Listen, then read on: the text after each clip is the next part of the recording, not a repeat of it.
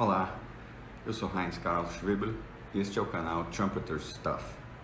Dando sequência a sugestões de exercícios para a sua rotina, falarei hoje sobre o staccato, que para mim sempre foi a habilidade mais difícil de adquirir e controlar no trompete.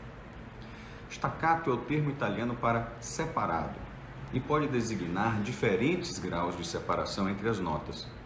Tudo o que não é ligado é staccato. Para mim, é fundamental entender o papel da língua ao tocarmos staccato.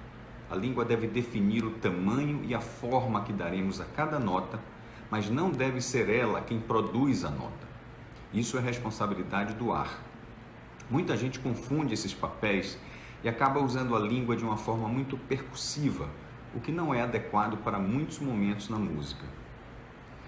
Eu gosto de utilizar as sílabas tó, dó ou ló, conforme a forma da nota que quero usar. Formas mais suaves, ló ou dó, formas mais incisivas, tó. A língua deve partir de um ponto colado ao céu da boca, de onde faz um movimento descendente, liberando a passagem do ar e permitindo que este produza os sons. Para cada nova nota, a língua retorna ao ponto de partida e repete esse movimento. Neste exercício, tento obter a maior homogeneidade possível entre todas as notas, o que é muito difícil.